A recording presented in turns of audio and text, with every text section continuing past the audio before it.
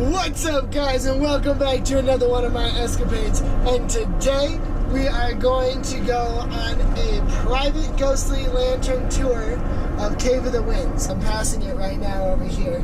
I don't want to show you guys though, because I might fly that way off the cliff. I'm headed towards that way to meet up with Rich, the Steel One now. If you haven't done so already, check out his channel, links in the description below, and I will see you guys up there.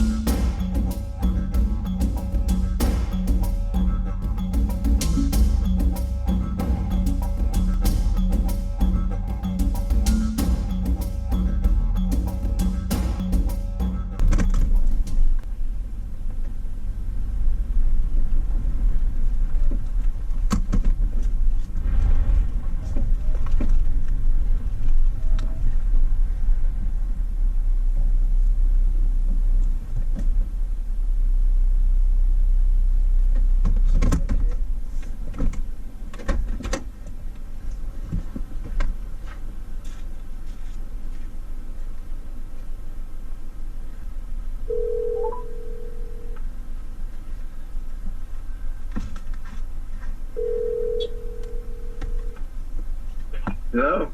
Hey, bud, you up here? Yes. This guy here. Alright, cool. I'm up here too. Where are you? Yeah. Where are you at? I'm all the way at the end of the parking lot. Where are you? I'm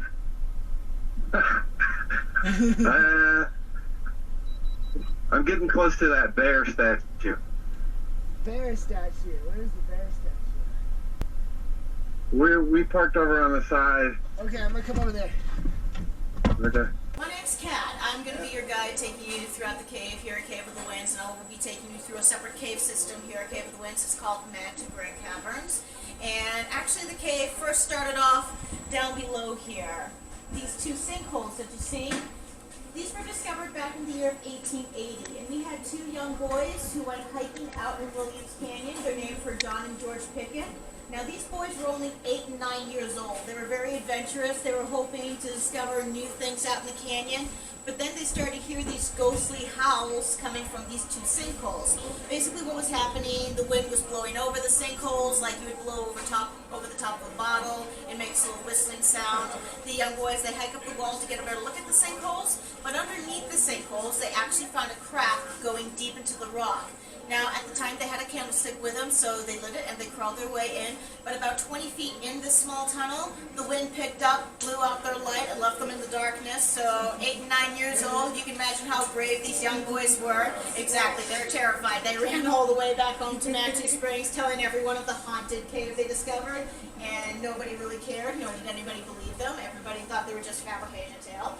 However, one gentleman did take interest in their story, and his name was George Schneider. George was very fascinated with caves, and so he hurried into the canyon armed with a shovel and a pickaxe. So he dug his way through the small crack, and it took him 2 whole days to break into the main area of Cave of the Winds. The gentleman, whose name was Charles Reinhardt, now he came all the way from Texas to Colorado to find his fortune here. He brought $2,000 with him. He was already a very successful businessman. So George offered him a little deal if he could lay down $1,000 to buy 80 acres of land where the cave was. George said he would take care of the cave, do the tours, and Charles, he would be administrative. He would handle the business matter over Cave of the Winds, and the 2 gentlemen would have an equal partnership over this business, share 50-50 on whatever profits they made. They agreed with these terms, so together they opened Cave of the Winds in the year of 1881. However, as you all know, when you mix friends and money together, or in this case, different families and money, these things, they just don't mix that well at all. It's written in the stars. They just don't work out. For these 2, it certainly did not. I'm going to continue more of the story once we make our way inside the cave. Cool.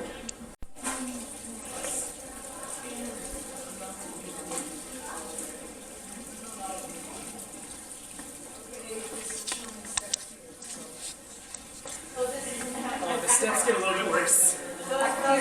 Okay, so we're heading in. This is the mouth of the cave where everybody kind of comes in first. So we're going to follow our lovely tour guide here. Right this way.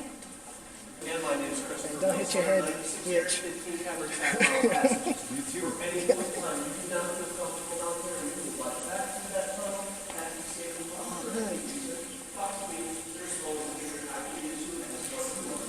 If you are taller than me, you will have to crouch in this particular tunnel. I am a perfect height. We're going to have to crouch a little bit this time. Right? Yeah. She could run through this tunnel. Manitou Springs is actually the first resort town of Colorado. They're spending $1 per ticket for a cave tour. Now, that's $100 in today's time. So yes, Cave of the Winds, automatically very successful. And George Schneider, he decides to celebrate his good fortune. He goes to the other side of the mountain where he does some victory hunting. He takes with him his favorite hunting rifle. He finally spots his first deer. He sees antlers peeking out of the bush. So he takes up his rifle, he shoots at it, then he hurries up towards these antlers. Well, when he's face to face with the thing, he finds out it's just part of a dead tree. Kind of disappointed with himself. But this is when he notices on the ground by that tree, there's a crack where there's steam coming out of it. Now, he thought he just discovered some hot springs. He could renovate around there, open up a new hot springs business. People would spend money to see this. Basically, his luck has just doubled. He knew he wasn't going to remember this little spot. So he takes a bandana, he ties it to this dead tree, and a year goes by before he does some more hunting on the mountainside there. He sees the bandana tied to the tree. That's when all the memories come flooding back to him. So he rushes to the tree. He finds the crack in the ground, but there's no steam coming out of it this time. He can feel cold air being seeped into it.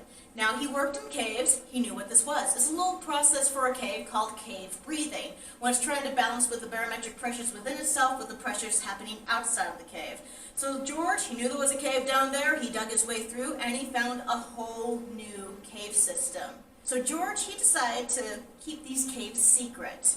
You see, at the time, he and Charles Reinhardt were now having a fallout between the 2 gentlemen. Basically, who was making more money, who should do more work, so on and so forth. And so George, he was tired of dealing with the Reinhardt family. He wanted to open his own cave touring business without them. So he kept the caves secret, and he worked on the caves, excavating them, renovating them for future tours. He did this almost every night. Now, by late 1884, This is when he approached the Reinhardt family. When the caves were nearly done, they were ready to be open to the public, but first he needed to have ownership over the cave. So he approached the Reinhardts and he told them that he was tired of doing cave tours. He didn't want to do them anymore. He just wanted to settle down, build a ranch, raise his family. So he offered the Reinhardts that they could have the other half of the profits over Cave of the Winds on the condition that George and his family could have 40 acres of land on the opposite side of the mountain where he wanted to build his ranch. And the Reinhardts are all for this. They were happy to receive 100% of those profits, so the deeds were quickly signed. And so by March of 1885, he officially opened the Manitou Grand Cavern Cave Tours. And the Manitou Grand Caverns are going to be the caves we are going to go into for the lantern tours. I will continue the second part of this story further on. You guys are going to follow me down this way. Dun, dun, dun.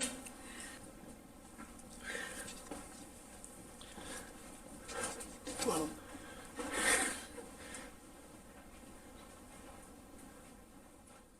You only got 2 spikes in the area.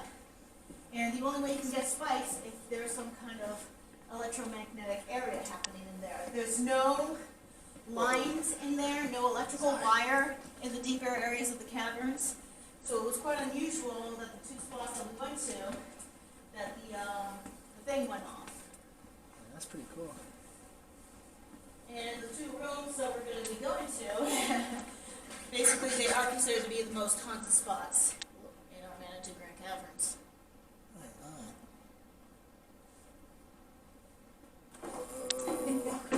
Careful.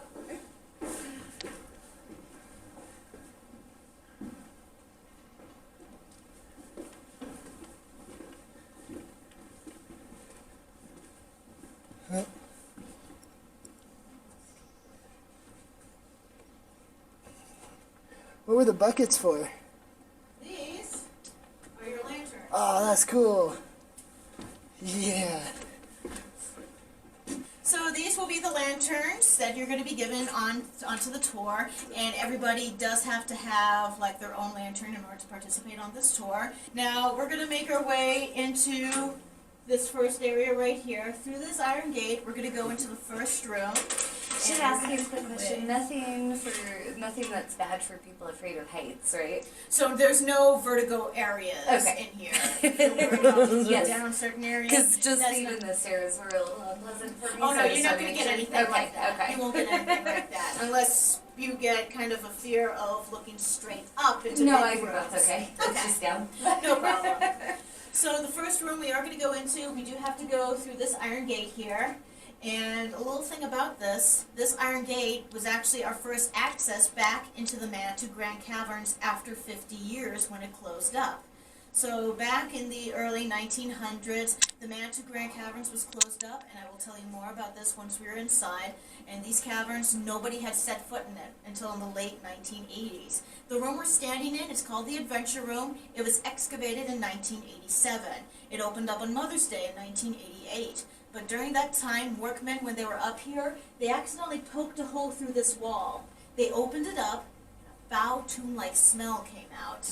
They wanted to find out where the smell was coming from, so they crawled their way through, and they found a series of tunnels making its way back into the Manitou Grand Caverns.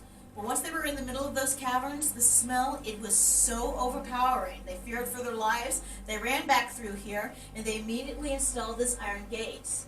Now it's said throughout many centuries, throughout many cultures, iron repels spirits. And we want to make sure that whatever's back in here, it stays back here.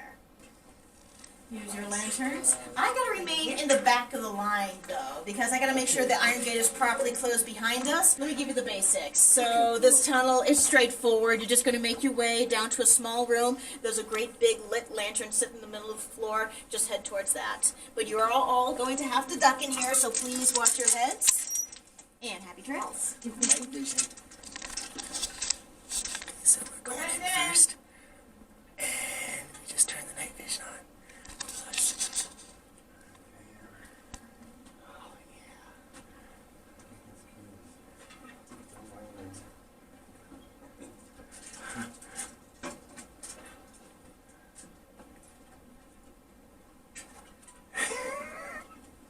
it's pretty tight. Ah. to worry about on this tour is like phobias of darkness, phobias of closed spaces, and of course arachnophobia. Oh no. Arachnophobia. At least that's like lower on my phobia list. That is a cool lantern. Oh, that's a wall.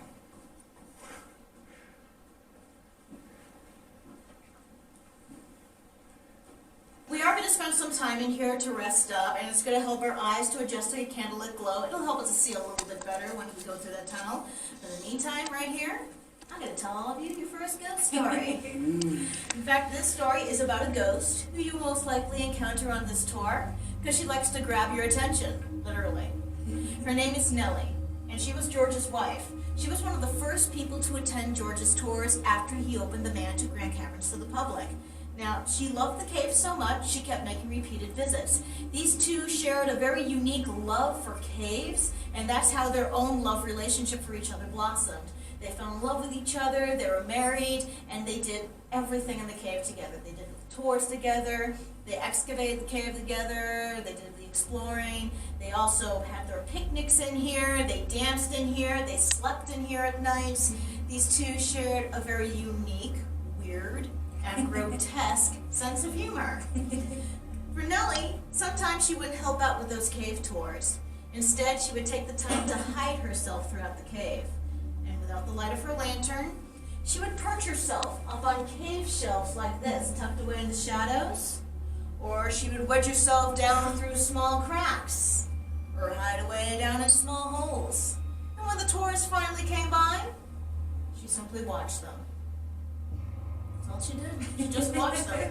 Well, she knew it was creepier than jumping out yelling boo. Now, should she make eye contact with a gentleman, she'd wink at them.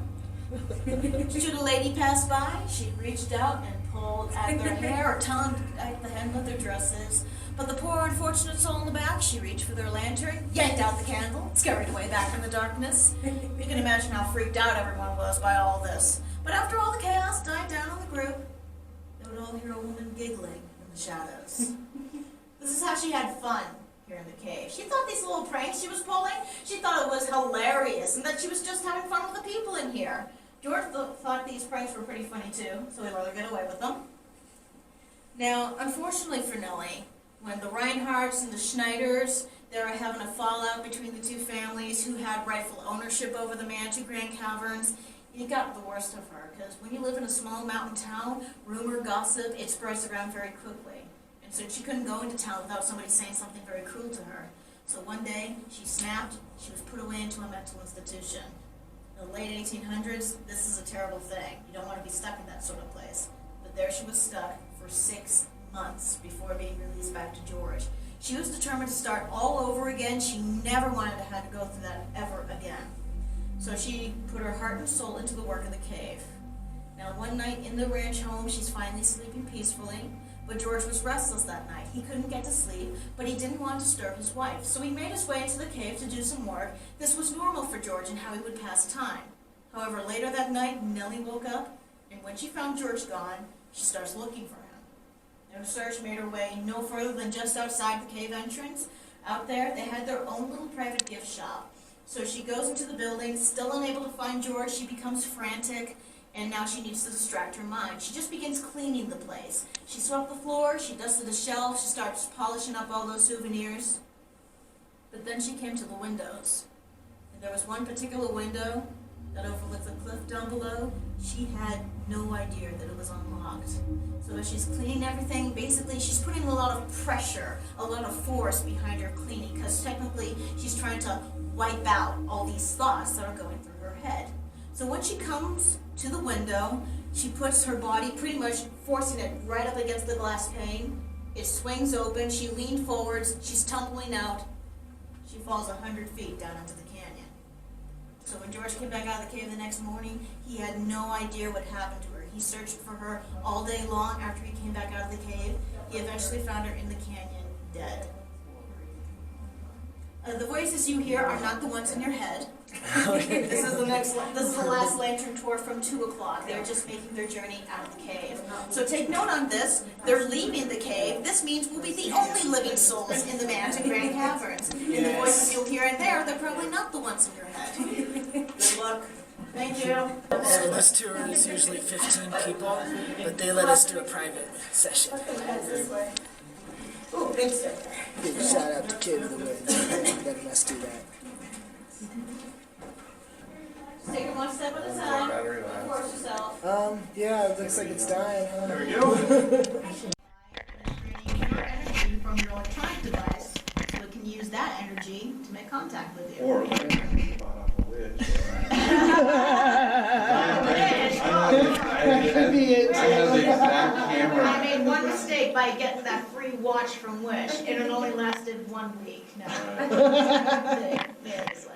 So another thing about Nellie, after she died, when George buried her, he swore to everybody in town that he believed her spirit was still here in the cave, walking freely in here.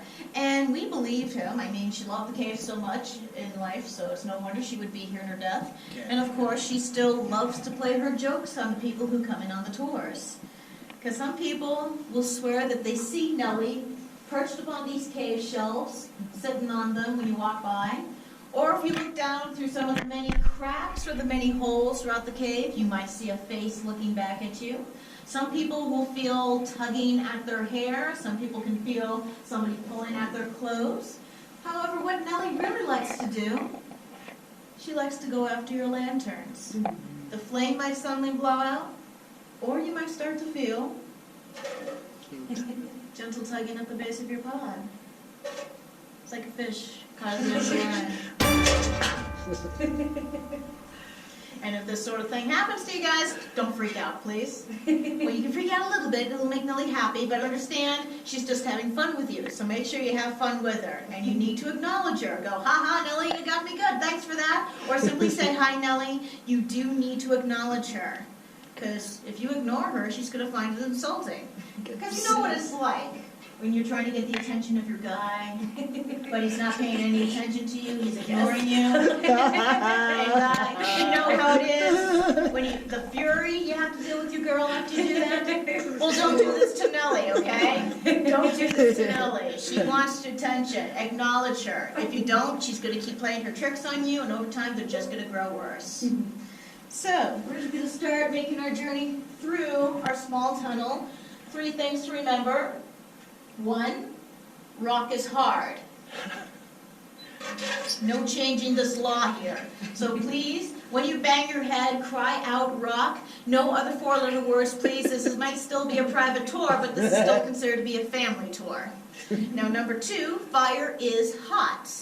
Now, on these tours, we are known to huddle closer together for safety in numbers, but if you start to feel if your part of your body heating up real quick, turn to the person who came to you with that lantern, just politely ask them to back away. And if they don't, you're free to blow out their lantern, because you are obligated to keep your personal space. And number 3, you're going to take your thumbs, thread them through your belt loops, and pull up those pants. She's talking to you. Me. Nobody wants to see your baby cave crack as we did the duck wall spot position. Thread up this way, guys. And this is where you are going to have to be careful, so just watch your steps here.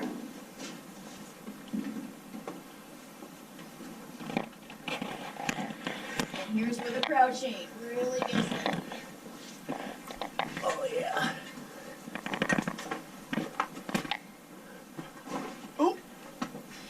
You're going to have to watch out for that because of Yeah. your leg.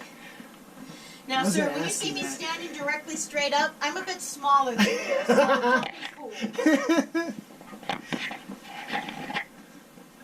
I don't know why, but I thought we were going to have like headlamps. Headlamps? Oh, that's caving 101. Oh. Oh, that's cool. And that's where you're belly crawling through the cave. Oh. We got another tour to do, Rich. Yeah. You might see a caving 101 later at the very end of our tour because there is one at 4 o'clock and we do it in this area today. Awesome. This is cool.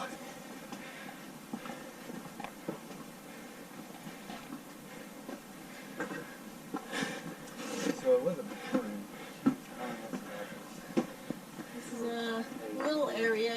stand up just a little bit. There's a step right here. So but when you step up, watch your head. Okay.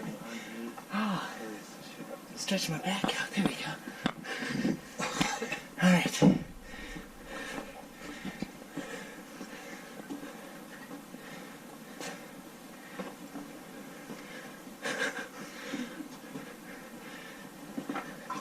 And just another note, don't turn right. Pass the message back to your friends. Don't turn right. So what's right? Don't turn right. Okay.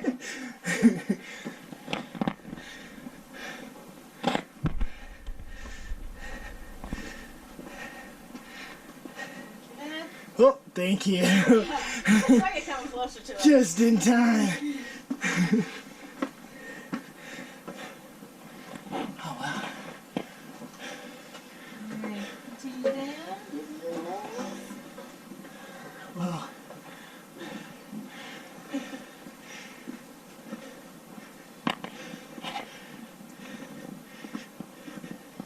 And once more, don't turn right. Don't turn right.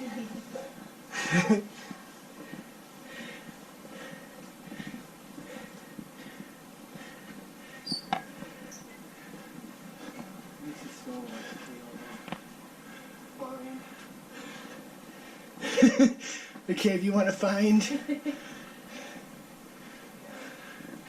That's cool. And through.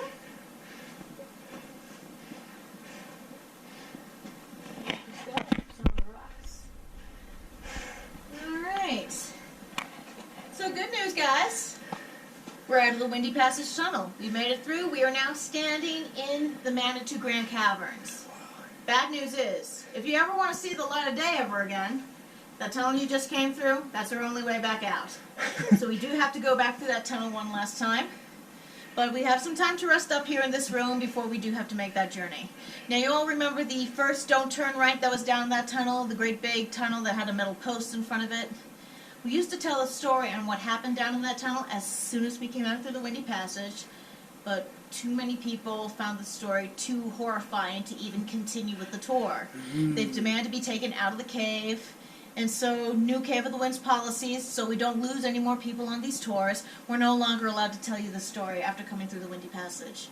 We tell you just before we head back. That way you folks have no choice but to listen to all of those ghost stories, including that last one just before you have to head back that tunnel. Now please remember, you gotta use your lantern just like a flashlight, and you also have your regular lights up there. There's another wacky staircase up ahead, but it's making its way down into the next room, so remember to shine your lights down on the ground. It'll help you to see where all the steps are, right this way. So that means that you guys have to stay till the end to find out what that story is.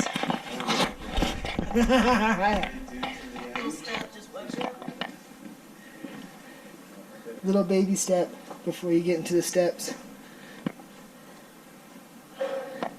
It's so big. Watch your step. Alright, so right up over here, go ahead and shine your lights up there. You can see that great big squarish rock with all the boulders behind it. Now that's where the old cave entrance used to be for the Manitou Grand Caverns. You can see it collapsed in 1921, shortly after George's death. Now the Reinhardt family, they couldn't dig it out. They had no choice but to dig a new one, and it's the one you see on the lower left-hand side of the square rock. So it took them time and a lot of money to complete, but when it was finally completed, it collapsed. The Reinhardts made no further attempt to come back into these caves, because it was said that George's spirit was now making claim on his cave. And as I said, no human ever came back into these caves for over 50 years until in the 1980s. So we believe we have a minimum of 2 ghosts in here. One of them is Nellie, who is constantly seeking for your attention, but the other is George, and he's not interested in your attention. He's more focused on his cave here. So a lot of people say they see a man in overalls, he's got a mustache, sometimes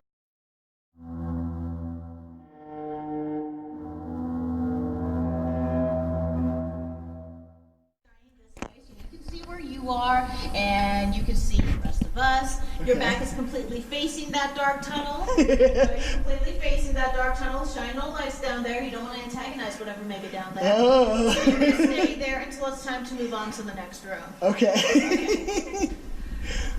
You guys are gonna leave me. Now, George Schneider, he was a showman, and he would do everything and anything to attract more people into his cave. We actually found old brochures of his. He was advertising. He had Native Americans standing outside his cave entrance for live entertainment. And he also had something called fire-eating monkeys. Don't ask me what that was. I have no idea, but it must have been pretty cool to see.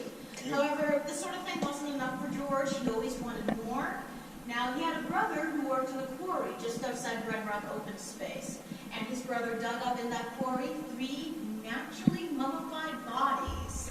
They were believed to be of Native American origin, and they were lifted out of their sacred burial. Now, when George heard about this, he had to have one for his cave. So he talked with his brother, $5 exchanged hands, and he was the proud owner of his very own cave mummy. We thought Nellie had a weird sense of humor. So George brought the mummy into the cave, wrapped some rope around the poor thing's neck, and he hung it here, where you see this bit of rope is now. He had a great big curtain covering it up, and so he made everybody on the tours think that they were about to see some kind of fancy cave formation. But as they lined themselves up on the walls, George was looking at all. He was slowly approaching, terrified of the very thing that was hiding behind the curtain, slowly reached up and pulled it down. Behold! The cave mummy! Oh, yes, dramatic he was. And everybody, Victorian times, you can imagine what the reactions were when they saw that horrific thing hanging there. Ladies shrieked and fainted to the ground, men dropped their lanterns, running for their lives. He got them good every time he did that little bit with the cave mummy. But one day, he actually gets a group of college boys on a tour. They're talking a lot of smack about his cave. These boys were being very rude to George, and so he was determined to make sure they understood who was king of the cave. So he does this little bit again. He gets them all lined up along the wall, and he stands in front of the curtain, giving them a wild look. He reaches behind him. Behold! The cave mummy! They did exactly what you're doing now. Stood there, awkwardly, waiting for something to happen. And George, he was confused by this reaction. He never got this sort of reaction before. So he turns around to look at his mummy, but all he sees is that bit of rope. His mummy was gone. It was stolen. He looked at the young boys, and he got it into his head that they were the ones responsible for the theft, since they were the only ones there that day. So he's going up to each of them. You! Where's my mummy? Where's my mummy? What did you do with my mummy? He asks each and every boy the same question, but they're not answering him because they have no idea what he's talking about. The whole cave mummy bit here was supposed to be a surprise, so they're not answering him. And since they're not answering him, oh, it's making George mad. Where's my mummy? Tell me where my mummy is! Where is it? Where's my mummy? Where's my mummy? Where's my mummy? Where's my mummy? She's gonna come up behind me. She's gonna do it. Towards this way. Oh, the suspense. We just stay there.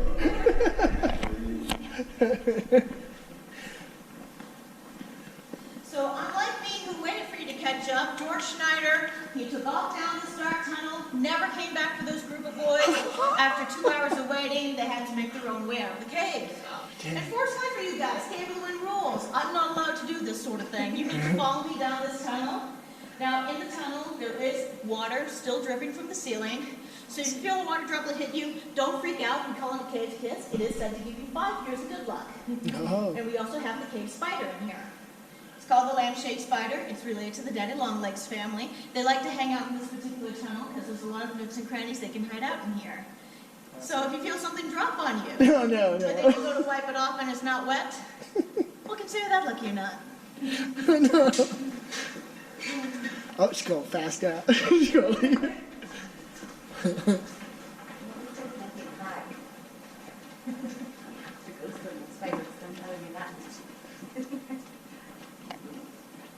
Bye.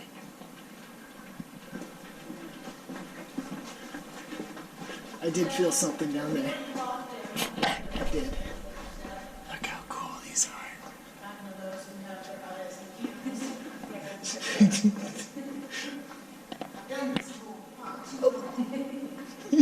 I did hit that right there. Did you do it anyway? Yeah, I did. I got it anyway. So this room we're standing in, the room is called the Grand Opera. Whoa. Lovely little acoustics in here. George heard these acoustics, wanted to use them for the benefits of his tour, and so he named the place the Grand Opera Hall. He would have live orchestra pits come in here to play music for his tours. They would be tucked away in this nook.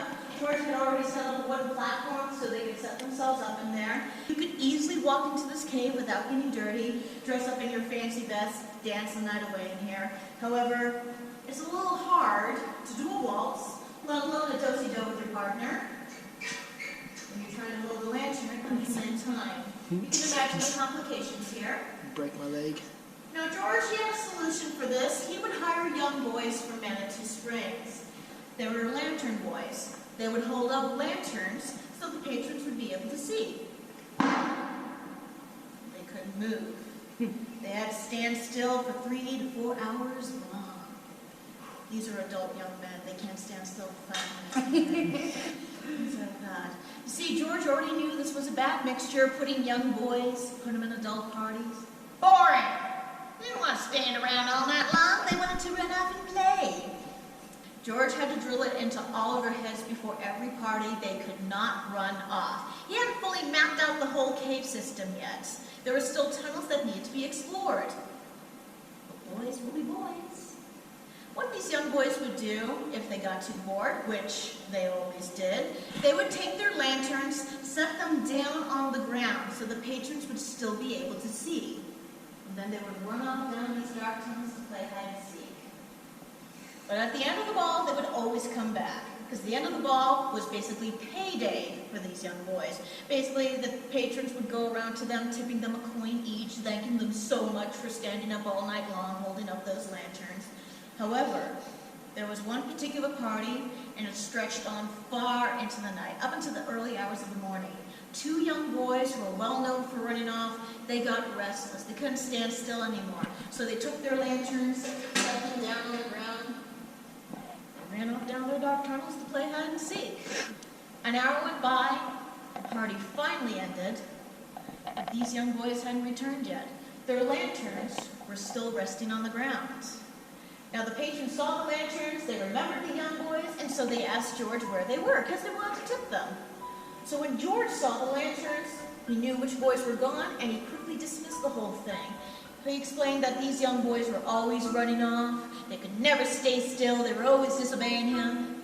In fact, George, he was quite certain these boys weren't even in the cave anymore. He believed the boys just gave up on their job. So they left the cave. They went back home to Manitou Springs. They were now safe and sound in bed. And everybody accepted this excuse. George left with everybody else, and he sealed off the cave, and then he returned back home to go to bed. But the next morning, there's angry parents pounding away at his door, demanding answers. They demand to know what became of their children.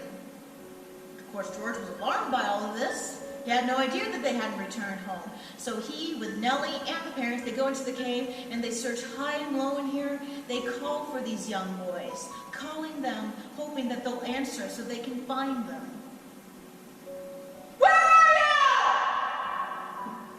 Come on, where are you? Only silence answered their calls. The boys completely disappeared off the face of the earth. But a lot of people swear their spirits are still here in the cave. Some people can hear children's laughter hanging heavy in the air. It sounds so close, but at the same time it sounds so far away. Other people witness orbs of light, always 2 of them dancing together down the dark tunnels. Others will feel a gentle tapping of their shoulder. Basically, these boys are enticing you to go and play with them because they want a new play partner in here. But whatever happens, don't ever follow them. Always stay with the group because these young boys are already lost in a different world. You don't want to be as lost as they are. So we're going to continue down this dark tunnel right here. Before we do, actually, I want to shine a light on the ground here. This is actually a pretty important spot that we are not going to walk on. So it's a cave formation of flowstone. So it's made when water drips from the stalactites up here, the water falls to the ground, and then the water is now flowing down the floor. This has been going on for millions of years. This cave formation is millions of years old. It's also wet, it's slick, it's also very fragile, so we're not going to walk on it. We're going to walk around it over by the fence here. All right, come on in. All right. Keep my light on the flowstone too so you can clearly see where it is. And just make your way over to the fence here. Oh, no bridge. Yeah, keep duck. There we go. The reason why you want to stay ducked, there's a low-hanging stalactite. Oh, look at that. Yeah, he ain't fun. It's a spike right there. Get over to the fence. Get some little safe there, just kind of hang it right there. Alright.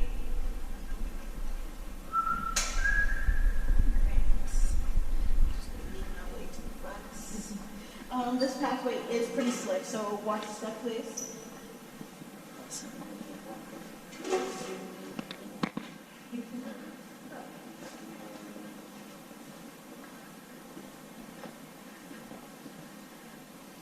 Now this room, it's called the Grand Concert Hall. Now before George had opened the cave to the public, while he's still exploring this particular area, he's crawling up along this cave shelf. With him is his baby brother Elmore. And the two of them together come to that very large cave formation that you see on the wall there. Now Elmore, he actually struck one of those stalactite formations. It made a musical note. Now, Elmore was proficient in music, so he experimented around up there. He discovered all those stalactites were hollow in the center, and each one is of a different size. So each one, when you tap it, would make a different note. In the end, he could actually play that cave formation as if it were a real working musical instrument. It's called a cave organ. And North America only has two. The other one is in Luray Caverns, Virginia. Now, George, he had another idea for his tours. He named the place the Grand Concert Hall because this was a place where everyone would hear a concert being given by Elmore. So everybody would come in here, they would line up along the fence, and Elmore, he would make his way up this ladder and platform. George put these things here for his baby brother's safety, as he wasn't as proficient just going up and down rock walls as George was. Elmore would stand by the cave organ, and he would play several different music pieces up there. Now, as time went by, he's very proficient with the cave organ, and Elmore knows all the safety hazards of where he needs to stand on the platform and where he should not stand. So one day, there's a group of over 30 people here on a tour. They're all gathered up by the fence. They're watching Elmore play away on the cave organ, but halfway through his concert, the poor man suddenly goes flying off that platform. He tumbles across the cave shelf, and he lands on the ground. Crack! That crack was the sound of his neck snapping in two. But he survived all that. He was taken to a hospital in Colorado Springs. It took him 10 agonizing days to die. During this time, friends, family, they're visiting him, and with each visitor, Elmore always says the same thing to them.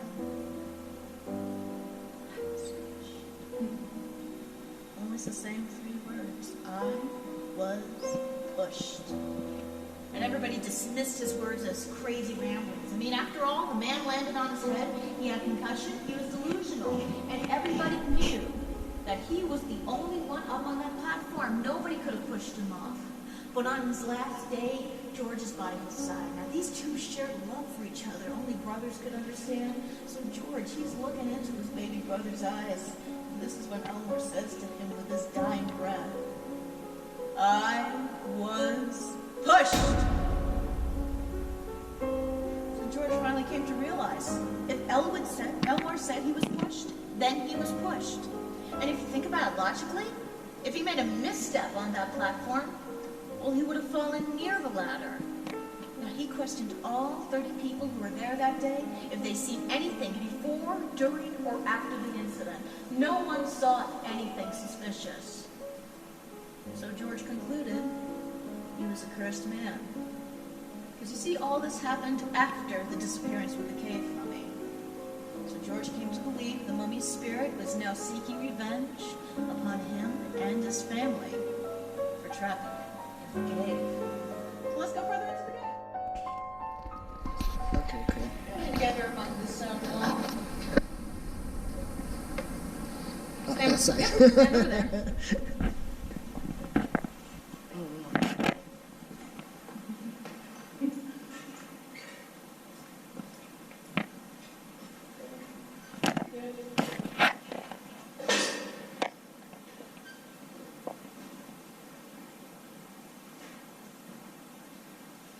Where was the spot that you got that EMF reader trigger? So it is actually in this area. Now, first off, the name of this place is called Card Hall. And the state abbreviations you see painted up here, these were actually painted by George Schneider himself. He had a lot of people from out of state attending his tours. Now, should these people be carrying a business card or a calling card or some kind of small trinket that they were willing to leave behind? They were to take those items and leave them under the state and where they came from. Now, at the end of the day, George would come in and check out Card Hall, and should there be some states lacking items, well, he knew he had to do more advertising in that state. This is your early version of Google Analytics right here. Now, there is a certain region of states purposefully missing from this cave wall. You guess which region? In one movement, it was a region of states most hated by the U.S. in the late 1800s. Texas. What region is Texas in? South. The South. You see, George Schneider was a Union man through and through. He hated all those who came from the southern states, including those from Texas. Remember, Charles Reinhardt was from Texas. George had a lot of bad dealings with him in the past. Now, should these southern people come into the room and then they wanted to leave their business cards down, but they couldn't find their states up here, then they had to ask George where they could put their cards. Well, George would point to a little old pit up ahead. He told them that they could toss their cards in there and then to do them a favor, jump in after it.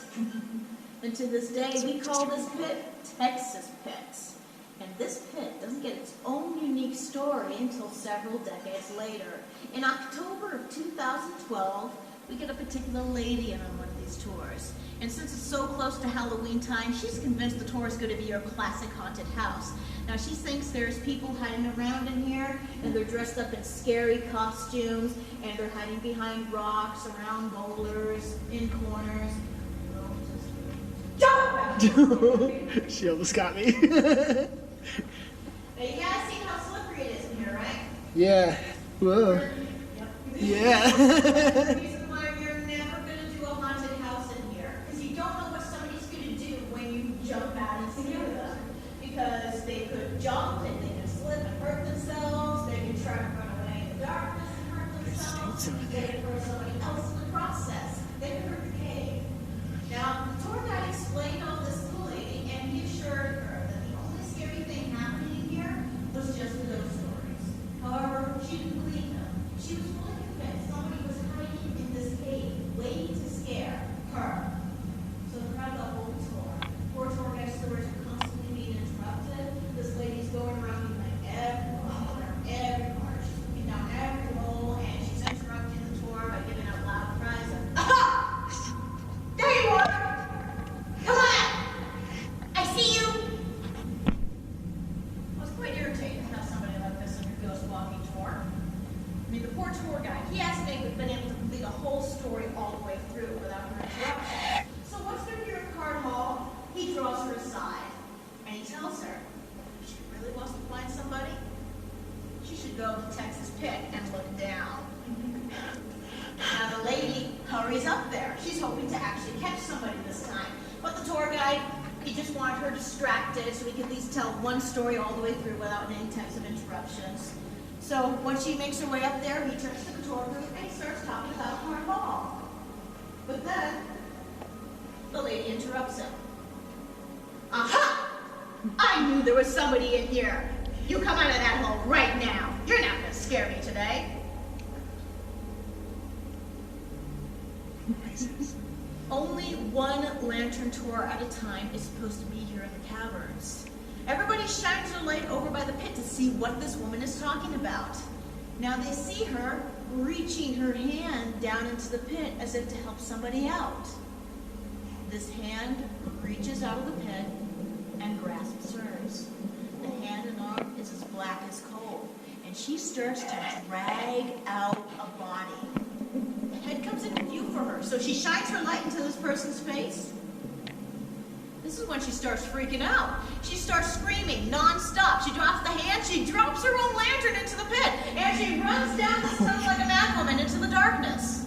The tour guide is chasing after her, trying to find out what happened, what went wrong, but she's not answering him. She doesn't stop until she comes to that ladder. She trips and stumbles in front of it, and now she's on the ground. She's huddled in a little ball, and she's sobbing.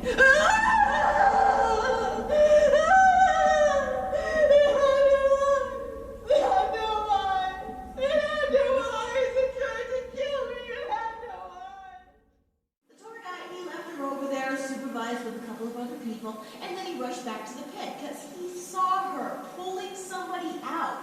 So he assumed somebody from the last tour had wandered off, they got lost, and now they were stuck in the pit. But when he shone his light down there, it was completely empty. Any woman's lantern was down there. It was empty of light. And there was nobody else down there. It's only 7 feet deep. The only way you can get in or out of that pit, you have to come through this room here. Now an hour went by when this lady is finally escorted out the cave. And everybody's hoping once she's in the gift shop, sunlight, fresh air, it'll help her calm down and see reason. So what she sees other happy tourists waiting for their turn to go into the cave. Now she thought it her civic duty to warn everybody about the dangers in there.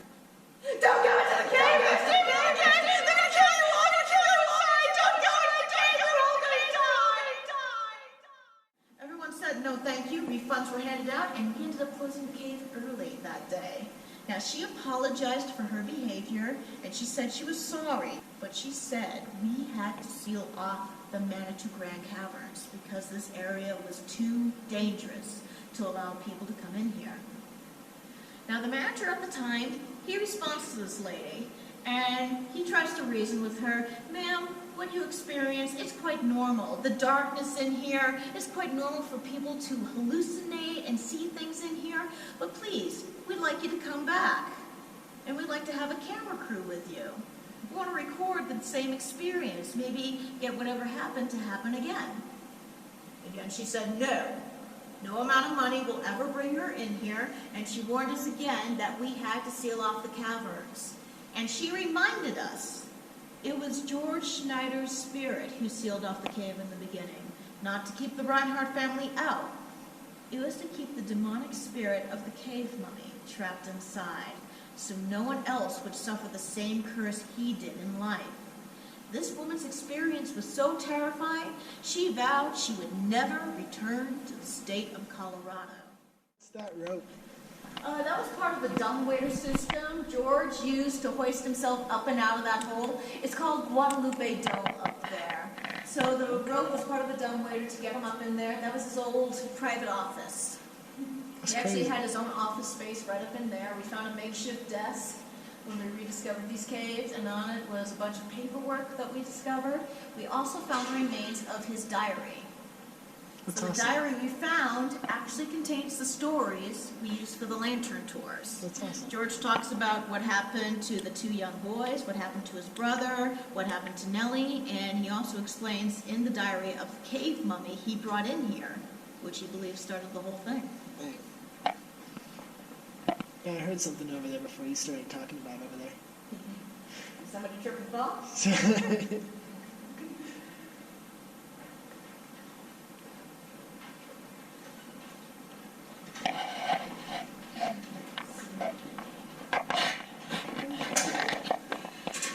Alright guys, falling back down this way, we're actually making our way back to the grand upper hall.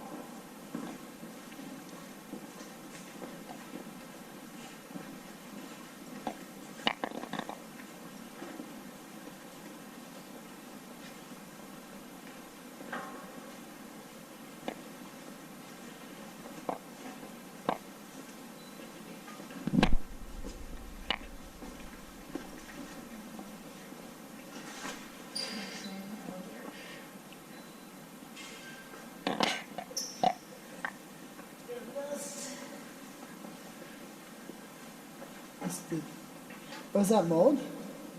It is a little bit of mold. See, sometimes the tour is so scary, people throw up in here. You try to clean up. But any kind of human bacteria that can get in here, it can mold. So I know to go back there and work on that. That's my other process as a tour guide. We clean up code yellows. Lovely. Okay, guys, we're coming back to the flow stone, so duck underneath the little area, shimmy along the fence. No stepping on the stone. It's pretty cool.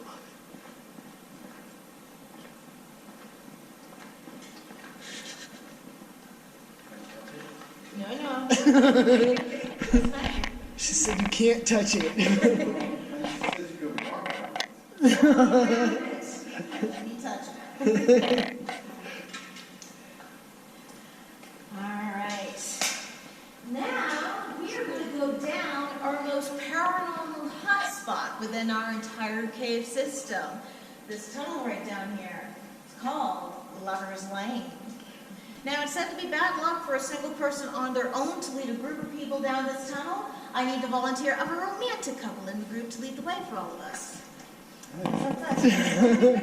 Now, hold on. So I'm just going to give you a little instructions as you guys go down here. Now, what I just told you in the beginning, that was complete crap. I'm actually sending you down here as bait to make sure it's safe for the other half of us. Now, the tunnel is straightforward. It's just one big tunnel. There's no other tunnels in there. So you can easily walk through it, but up ahead, it is going to narrow down the shape of an old-fashioned keyhole. You will have to squeeze through that area one at a time. But right after that, the tunnel opens right back up. So continue down the tunnel for just a short ways. You will stop in front of a wheelbarrow. It's this great big hunk of metal pretty much parked right in the middle of the tunnel. Just stop right in front of it. That's where we catch up with you guys. And what usually happens to people in this tunnel either happens just before the keyhole or immediately right after it. So I will watch you guys. If you pass the keyhole all right, I know it's safe for the rest of us to follow you. So if something does happen to you at that keyhole, thanks for turning the sword today. Just gonna kind of stand in the back here. Okay, sir. No, we wait right here. We wait here. We send them off first to make sure it's safe for the rest of us. Bye, guys.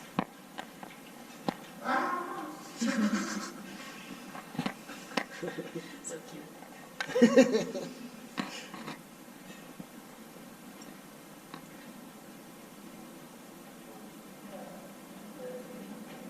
Alright, a minute through. I'm just following after them. So we usually wait for these guys to pass through the little keyhole first, and then we make our journey. Oh. That's my alarm, my 420 alarm.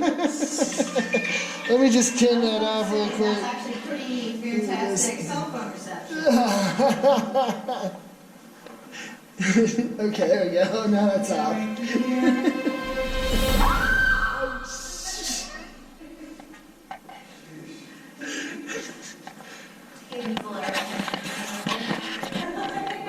Our tour guide has some jokes.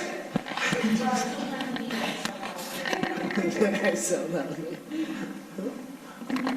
So, when the cave was sealed off, when the tunnel entrance collapsed, everything that was in the cave, it remained in here. So when we rediscovered the cave, we found remains. Basically, we found this old wheelbarrow.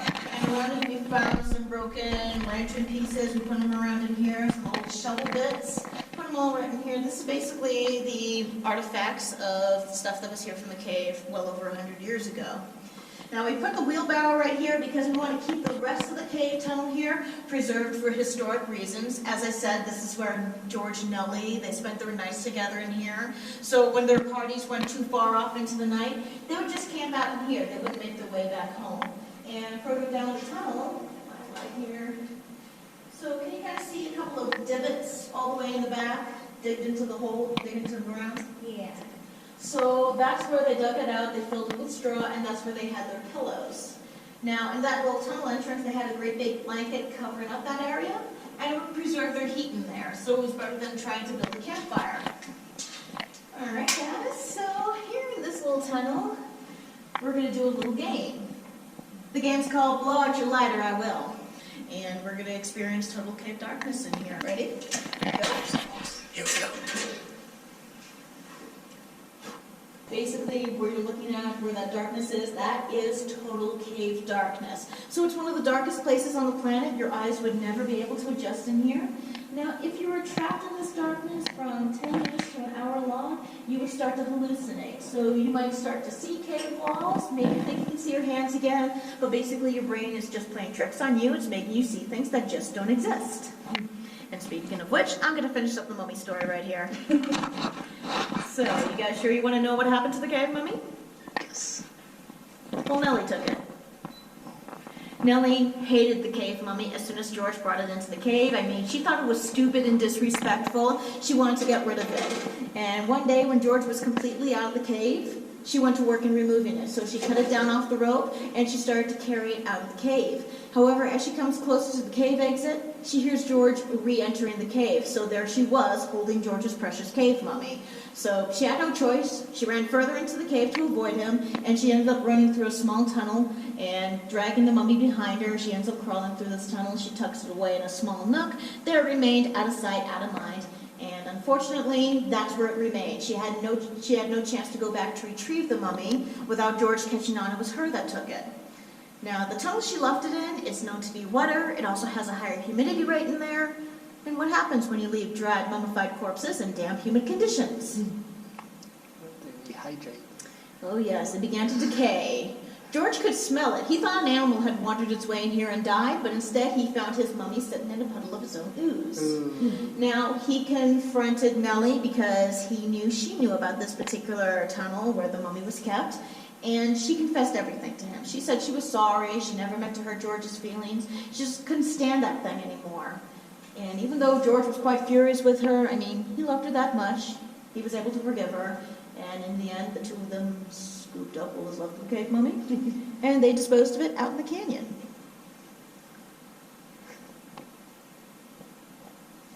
Yeah. Do you mind if we sit in complete silence for a couple seconds? If you would really like to do that, we can definitely do that. Yeah, let's do it. I can promise you I'll probably stay silent because my mind has a tendency to continue to hum. Okay.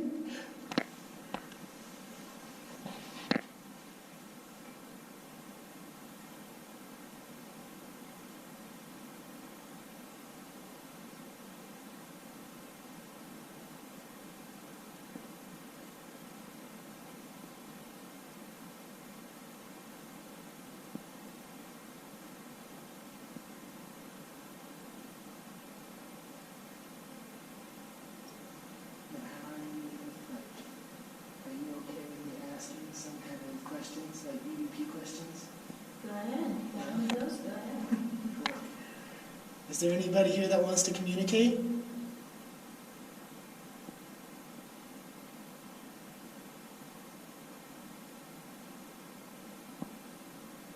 If there's someone here, pull my lantern.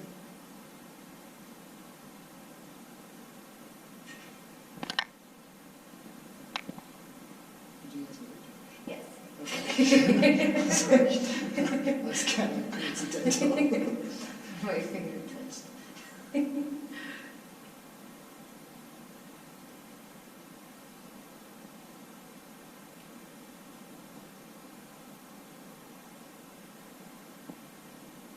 What was her name, Nellie?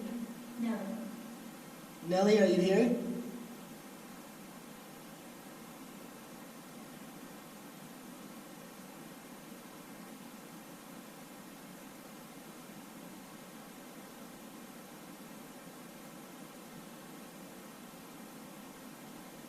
Can you make a noise?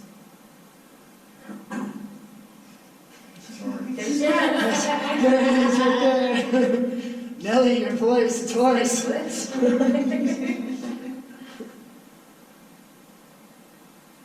George, right? George is the other one. Who's George? Yes. George, are you here?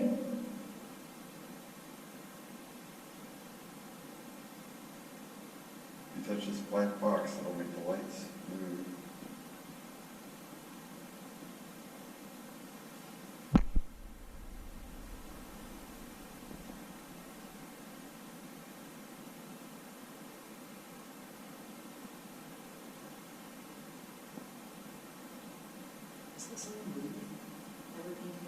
Okay. I also scratched my eyes, so it could have been that big of it.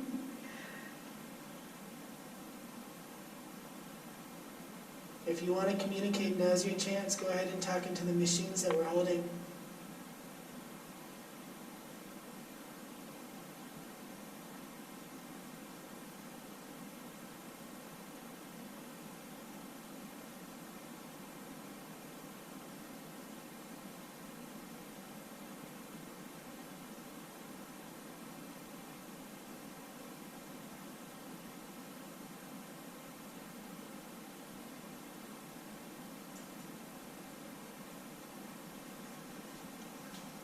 That's cool.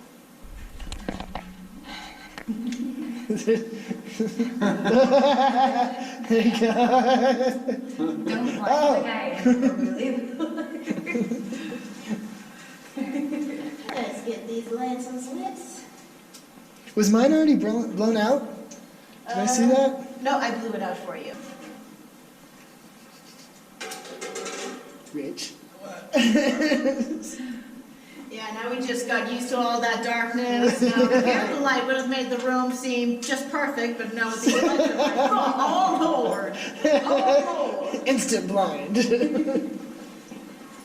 Now, with the time right now, I'm expecting that paging 101 was probably up in the first room. So guys, if you start hearing voices, please don't freak out, okay? Okay, cool.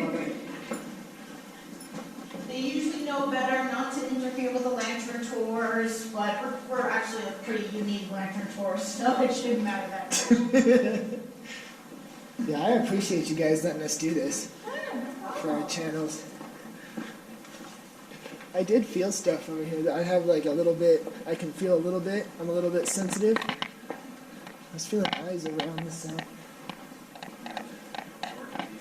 Oh my God. Now, it is said that Native American spirits, Native American people never paid their way into the cave, but a lot of people believe that spirits of Native American folklore actually still reside in the cave. In fact, if you want to know a little personal story, one of our tour guides who worked here during the summertime, he's Navajo. And he came into these caves, and he has a sister who is actually a professional medicine man.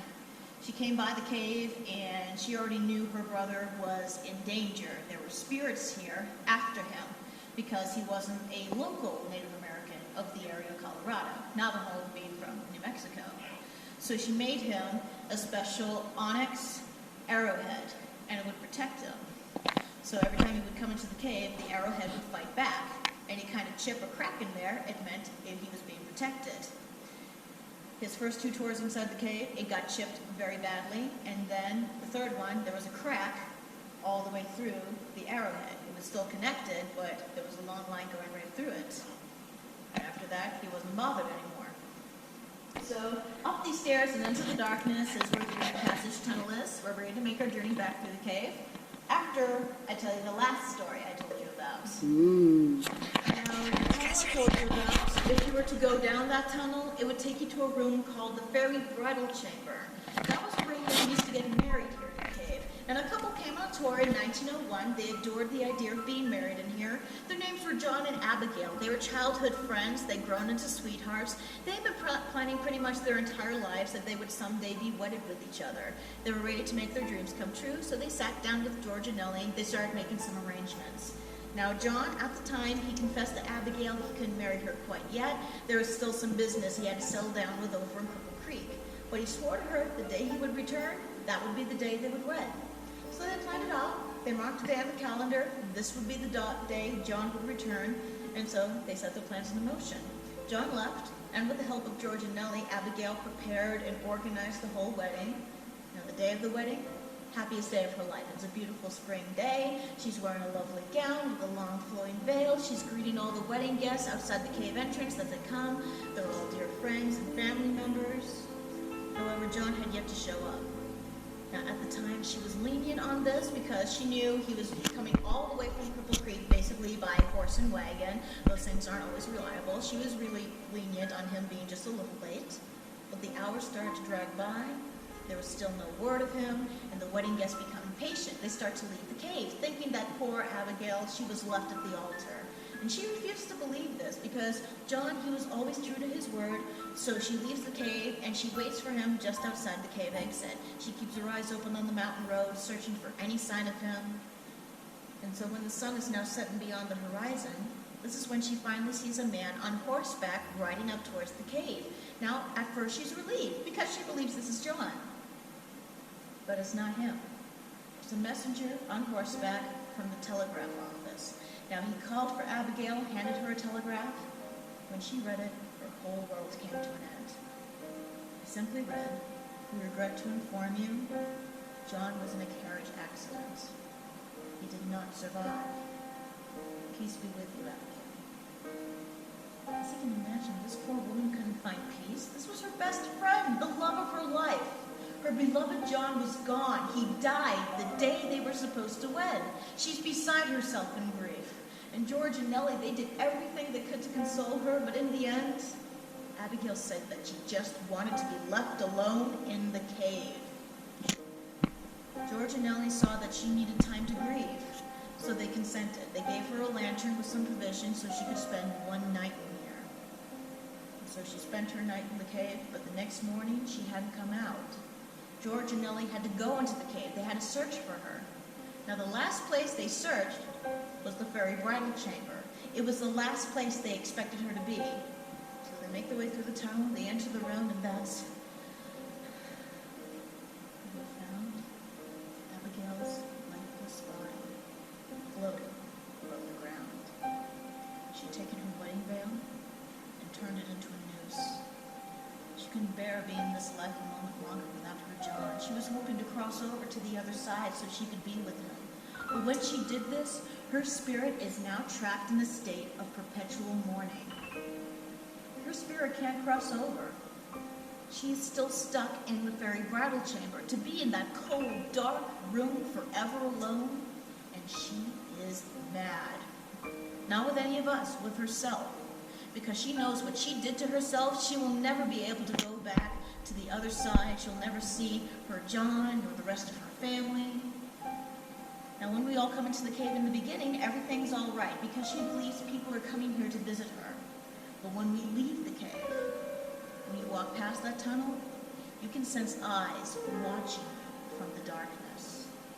Others can hear a woman sobbing down there.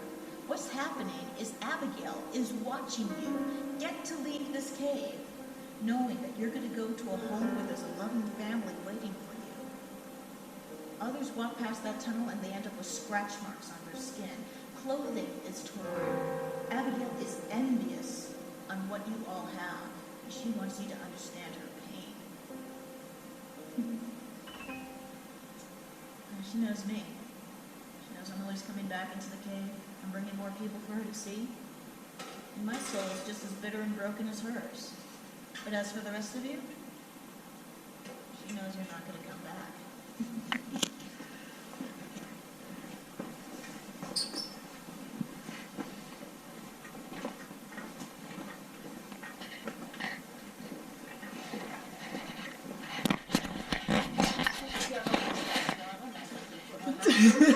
Just gonna use your light. Well, we got the other cave in 101 coming up ahead. They're going to have their own lights.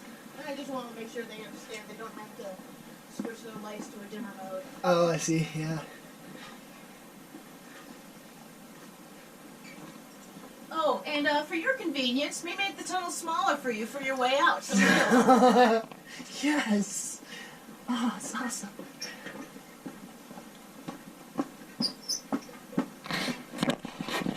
All those squats at the gym. You don't go to the gym. Why are you playing?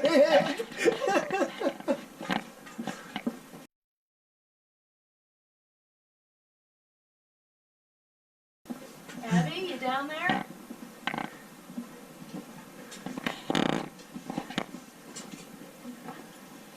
For some reason, it's usually not as paranormal as we would think it would be.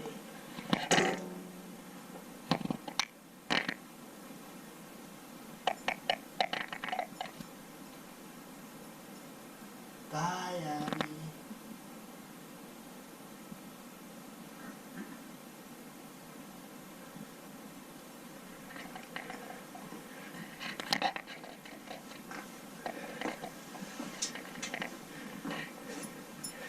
And my pants are falling down back there, Rich. Yeah, at least you had your boxers up, so I didn't get to see any kind of personal.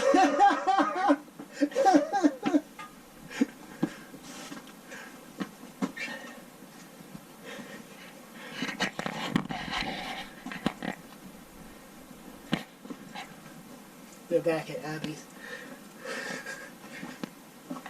It's a nice breeze.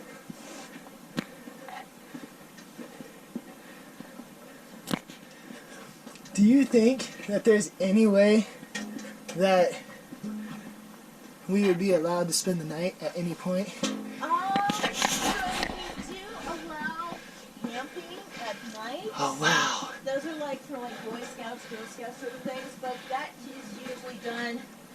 Oh, hey buddy. Find a spider? Yeah. Word! Cave spiders. So, Whoa. it's our cave spider. That's a big one. Whoops. So they're, as I said, they are called the Lampshade Spider. You can't see his perfect web here. I think he's still making it. Basically, their webs are kind of shaped like a lampshade, and they hang down from the middle. We all found a cave spider. Cave spider. So he's right up in here. So watch your head as you go underneath him. He's just gonna go around. I hear Gale up ahead. He's huge, dude. Look at him. Can't see. Oh my god. We're okay. We all have our own electric lights, so it's cool. Oh, okay. Okay, up ahead here is a cave spider. Yeah. Yeah, he's up there. So. Nice. Where do the spiders go? Oh, that wait, that's in their swamp. Oh, it's actually quite old. I don't think there's anybody there now. Okay. You guys make it? Get eaten by the spider?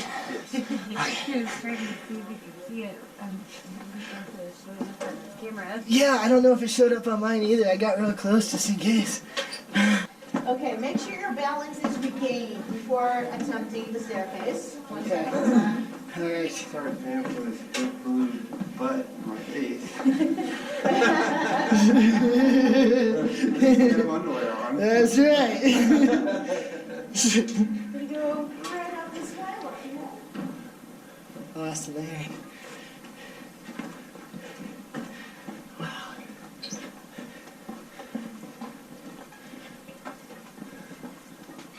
So I'm guessing these are lit at one time. Yeah, during the summertime, when we're really popping with a lot of tours on during the weeks, we have these lanterns lit. It makes it easier to get through, everybody to get to the first room. But during the off season, it's really not worth it. We just turn out. Looks like a bunch of people that just randomly disappeared. So I'll just take these lanterns from all of you. Okay. Great. So I hope you guys all enjoyed yourselves here. Yeah, sure did. Good. Thank you. Sweetness. You guys ready for the journey back through the cave? Oh yeah.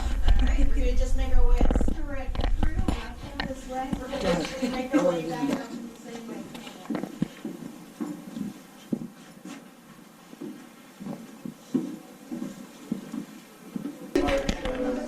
Oh, my shoulders! Oh, sorry. I was so skinny!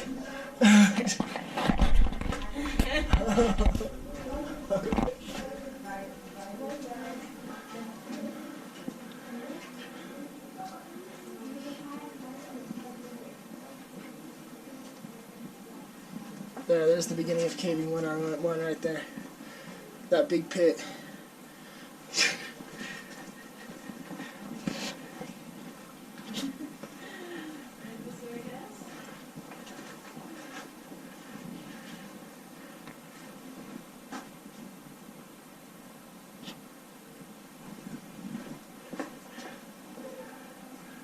Whoa.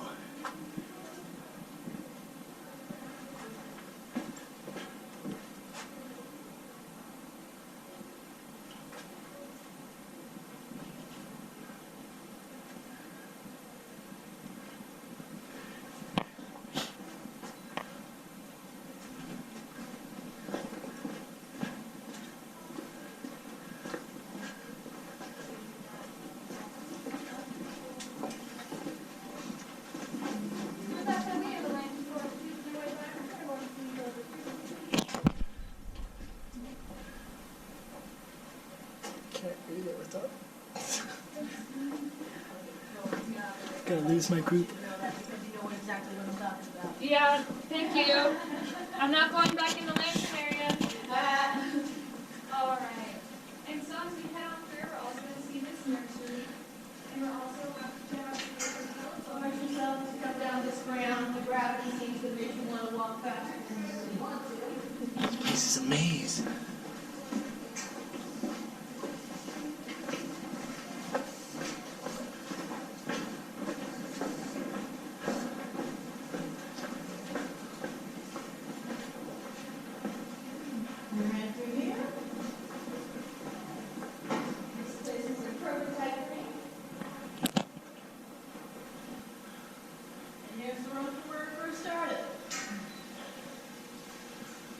I get lost for sure in there. Hopefully you spend a couple of weeks doing tours in here and all that. That's where we went on the other video. If you guys haven't checked that out, I'll leave a link up there. Go check out that video too.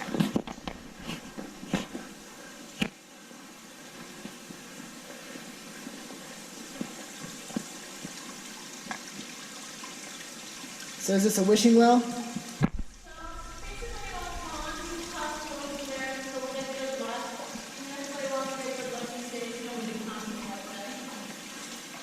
Oh.